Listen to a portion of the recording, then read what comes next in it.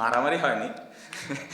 না, দেখেন খেলাটা দুই দলই জিততে চেয়েছি আমরা, আর স্পেশালি আমরা শুরুটা ভালো করিনি। সো এরকম ক্রাঞ্চ মোমেন্টে আই অলওয়েজ ফিল করি যে আমার প্লেয়ারকে প্রোটেক্ট করার দায়িত্ব আমার। সো ওইটাই আমি করার চেষ্টা করেছি, তার জায়গা থেকে সে চেষ্টা করেছে একটা ফিডব্যাক দেওয়ার। বাট মাঠের মধ্যে এই ধরনের জিনিস হয়ে থাকে আপনারা দেখেন। বাট আমার মনে হয় যে যেটা হয়েছে হেলদি একটা আর্গুমেন্ট ছিল। সো যেটাতে আমি খুবই খুশি। খেলার মাঠে এই ধরনের টেম্পারমেন্ট থাকা আমার মনে হয় সামটাইমস জরুরি।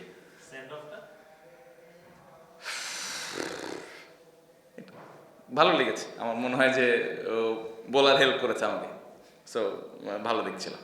শেষ ওভারে অহিন, এটা কি আপনি আগে থেকে প্ল্যান করছেন যে অহিনের জন্য রাখবেন শেষ ওভারটা, নাকি আগে করে ফেলতে পারলে একটা পেসার থাকলে আপনি ভালো হতো?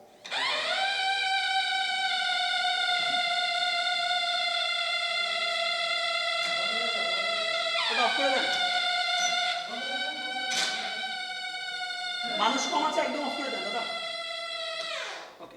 সো আমি ওকে 3-4 ওভার আগে বলে রেখেছিলাম যে করা লাগতে পারে, কারণ আমরা রানটাই এত কম করেছি। আমার যেগুলো মেইন বোলার ছিল ওদেরকে আমার আগে ইউজ করতে হয়েছে, কারণ আমার উইকেট দরকার ছিল। সো আপনি দেখেন লাস্ট ওভারে এই এত কম রানের মতো লাস্ট ওভারে 10 রান আমাদের ছিল। সো ওই কারণেই আমি ওই রিস্কগুলো নিয়েছি। আমার হাতে খুব বেশি অপশন ছিল না, আর অহিনের ওপরে আমার পূর্ণ বিশ্বাস ছিল যে ও পারবে, এবং ও যেভাবে বল করেছে আই এম ভেরি হ্যাপি। কারণ এই ধরনের টুর্নামেন্ট খেলার এক্সপিরিয়েন্স কম, পাশাপাশি এরকম একটা কঠিন সময়ে বল করা এটা অনেক সাহসের ব্যাপার। সো ও যে সাহস করে বলটা করেছে এবং যেভাবে বল করেছে আমি ভেরি হ্যাপি। আমি মনে করি যে সামনের দিকে ও যেভাবে চ্যালেঞ্জ নেওয়া শুরু করেছে, সামনের দিকে ওর ক্যারিয়ারের জন্য বা বাংলাদেশ ক্রিকেটের জন্য ভালো একটা অলরাউন্ডার তৈরি হচ্ছে। আমি মনে করি ও যদি ঠিকমতো ওর ওয়ার্ক এথিক, ওর সব কিছু ঠিকমতো করে।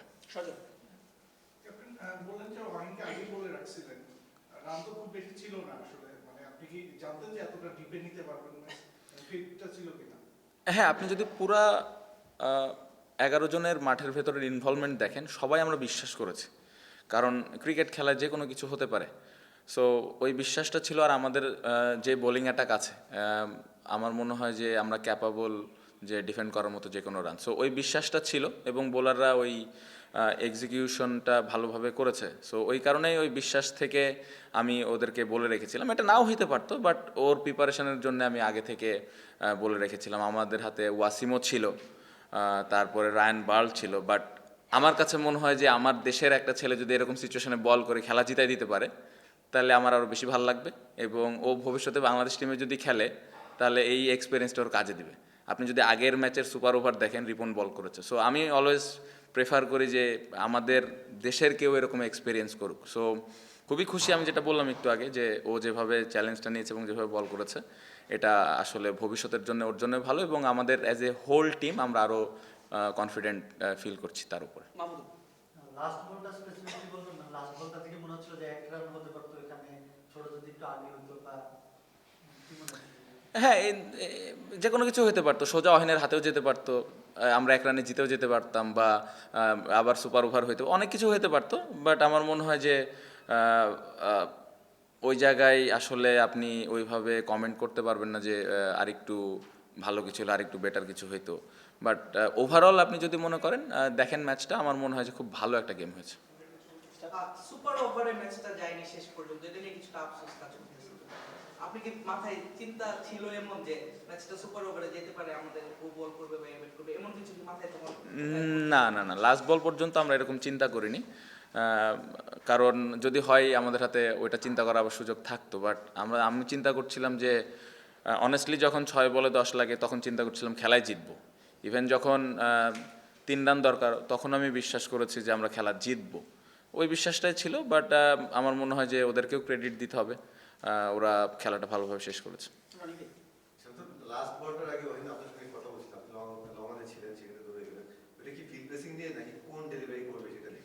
না, ও হলো কি ডেলিভারি করবে এটা নিয়ে। ও যেটা বলছিল যে ও ইয়র্কার করতে চায়, নাকি ইয়র্কার করবে কিনা, ও একটু কনফিউজ ছিল। খুবই স্বাভাবিক, এ ধরনের সিচুয়েশনে বল করার সুযোগ হয়নি। সো ওইটা নিয়েও ডিসকাস করার জন্য এসেছিল। সো ওকে ক্লিয়ারলি মেসেজটা দেওয়া হয়েছে যে ইয়র্কারই ভালো অপশন, কারণ ওর ওই কন্ট্রোলটা আছে, ও এটা করতে চাচ্ছিল, সো এই জায়গাটা জাস্ট আমি ব্যাক করেছি যে তুই যেটা মন চাই করতে পারিস।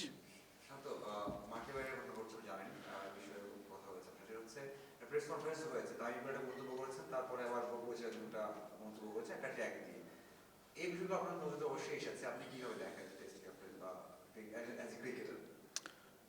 খুবই দুঃখজনক, খুবই দুঃখজনক, কারণ আমরা এমন একটা মন্তব্য করে ফেললাম এমন একজন ক্রিকেটারের সম্পর্কে, ফর্মার ক্যাপ্টেন, এবং আমার মনে হয় বাংলাদেশের one of the most successful cricketer, যাকে দেখে আমরা বড় হয়েছি। সো খুবই দুঃখজনক। এই কারণেই আমি বলবো যে আমরা প্লেয়াররা, সেটা যে কোনো ক্রিকেটার হতে পারে, সে ফর্মার ক্যাপ্টেন হতে পারে বা একজন সাধারণ খেলোয়াড় হতে পারে, সাকসেসফুল হতে পারে, সাকসেসফুল নাও হতে পারে, বাট দিন শেষে একটা ক্রিকেটার কিন্তু অলওয়েজ আশা করে সম্মানটুকু, যে আমি ওই পূর্ণ সম্মানটুকু পাচ্ছি কিনা। আমার মনে হয় সবাই আমরা এই জিনিসটাই আশা করি, যে ওই রেসপেক্টের জায়গাটা আছে কিনা। সো আমার মনে হয় যে এত বড় ক্রিকেটার এবং বাংলাদেশের হয়ে এত কিছু করেছেন, তাকে নিয়ে এ ধরনের কমেন্ট করা, এটা খুবই দুঃখজনক। সব থেকে কষ্ট লাগার বিষয়টা হলো, আসলে ক্রিকেট বোর্ড তো আমাদের অভিভাবক, সো ঘরের মানুষের কাছ থেকে আমরা আশা করি যে আমাদেরকে আগলায় রাখবে, আমাদেরকে আরও প্রোটেক্ট করবে। সো এই জায়গাটা থেকে আমি বলবো যে এটা একদমই অ্যাজ এ ক্রিকেটার আমি অ্যাকসেপ্ট করি না। আমি নিজেও চাই যে আমার ঘরের মানুষ আমাকে ব্যাক করবে, আমাকে সাপোর্ট করবে। আমি যদি আমার বাবা মার কথা বলি, আমি একটু ডিটেলে বলি, বাবা মার কথা বলে আমি চাইবো যে আমার বাবা মা আমাকে ঘরের মধ্যে বকাবকি করুক। আমি কখনোই চাইবো না যে মানুষের সামনে আমাকে বকাবকি করুক, যদি আমি ভুল করি। সো আমি এমন একজন মানুষের সম্পর্কে এমন একটা কমেন্ট করে ফেললাম, যিনি কিনা আবার আমাদের অভিভাবক। এটা আসলে গ্রহণ করাটা খুবই ডিফিকাল্ট। সো এই জিনিসটা আমি প্লেয়ার হিসেবে একদমই মানতে পারছি না, এবং আমি এটার একদমই পক্ষে না এটা। এবং আমি জানি না এটা কেন, কি কারণে এই ধরনের কমেন্ট এসছে, বাট আমি মনে করি যে অ্যাজ এ অভিভাবক হিসেবে এই ধরনের কমেন্ট করাটা একদমই যৌক্তিক না, এবং এটা আমি একদমই অ্যাকসেপ্ট করি না। ছোট একটা question হচ্ছে, এই যে ওয়ার্ল্ড কাপ খেলা না খেলা নিয়ে একটা বিষয় চলছে, মানে আপনি তো জানেন না সিদ্ধান্ত কি হবে, কেউ জানে না কি হবে, সেটা বোর্ডের বিষয় বা আইসিসির বিষয়, কিন্তু যারা খেলছে আপনার সাথে, যারা ওয়ার্ল্ড কাপে যাবে, এই বিপিএল খেলছে, এটা ইম্প্যাক্ট পড়ে কিনা যে প্রস্তুতিতে? যতই বলা হোক যে ইম্প্যাক্ট করবে না বা মনোযোগ থাকবে প্রিপারেশনে, ইম্প্যাক্ট পড়ে কিনা আপনি তাই দেখছেন কেমন? প্রথমত আমাদের ওয়ার্ল্ড কাপের রেজাল্ট যদি আপনি দেখেন, কোনোবারই আমরা অনেক ভালো ক্রিকেট খেলি না। আমাদের গত বছর আমরা ভালো ক্রিকেট খেলেছি, বাট আরও ভালো সুযোগ ছিল গত ওয়ার্ল্ড কাপে, বাট আমরা পারিনি।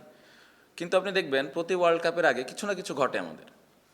সো এই জিনিসগুলো আমি অ্যাজ এ প্লেয়ার হিসেবে বলতে পারি, 2-3টা ওয়ার্ল্ড কাপ যাই খেলছি আল্লাহর রহমতে ইফেক্ট পড়ে।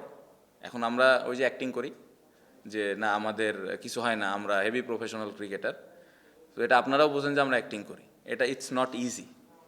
সো আমার কাছে মনে হয় যে প্লেয়ার স্টিল চেষ্টা করে যে ওইটাকে কীভাবে দূরে রেখে আমি পারফর্ম করি টিমের জন্য, দলের জন্য, বাট এই জিনিসগুলো না হলে ভালো। বাট এই ব্যাপারটা আমি বলবো যে এটা আবার একটু আমাদের কন্ট্রোলেরও বাইরে। এটা কিভাবে হয়ে গেছে আমি ডিটেলে জানি না, বাট যেটা হচ্ছে এটা আসলে যে আমরা কন্ট্রোল করতে পারতেছি বা পারবো, আসলে কী ওয়েতে কন্ট্রোল করা যেত এই সম্পর্কে আমার আইডিয়া নাই। স্টিল আমি বলবো তারপরে ওই অ্যাক্টিং করে হলেও ভালো মন মানসিকতাটা নিয়ে ওয়ার্ল্ড কাপে যদি আমরা যাই, যেখানেই খেলি, ওইখানে চেষ্টা করা উচিত যে কীভাবে আমি দলের হয়ে ভালো করতে পারি।